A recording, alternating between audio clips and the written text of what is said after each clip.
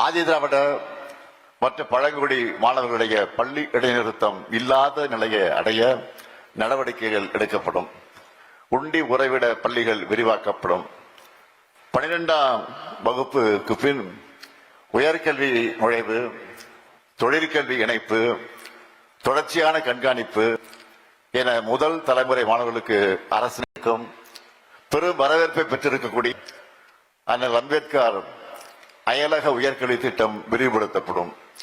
ஆதி திராவிட மற்ற பழங்குடியின பெண்களுக்கான தொழில் வாய்ப்புகளை பெருக்குவதற்கான திட்டங்களும் விரிவுபடுத்தப்படும். 8வதாக ஊரக வளர்ச்சித்துறை. கிராமங்களை பொருளாதார வளர்ச்சி மையங்களாக மாற்றுவோம்.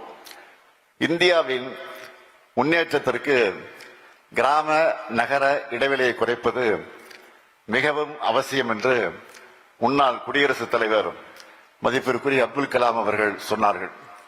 அவர் முன்வைத்த கிராமப்புறங்களில் நகர்ப்புற வசதிகளை வழங்குதல் என்ற கருத்தாக்கத்தின் அடிப்படையில் கிராமங்கள் வளர்த்தெடுக்கப்படும்.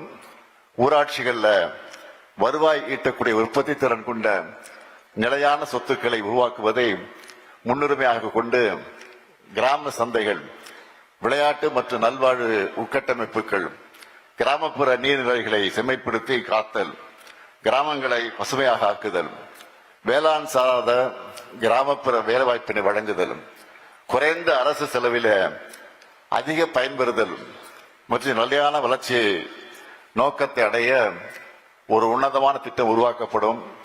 அதற்கு உத்தமர் காந்தி மாதிரி கிராமங்கள் திட்டம் என பெயரிடப்படும்.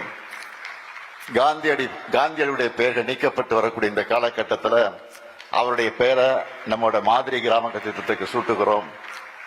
இதோட முதற்கட்டமா 10 ஊராட்சிகள்ல இந்த திட்டம் இப்போதே செயல்படுத்தப்படும்.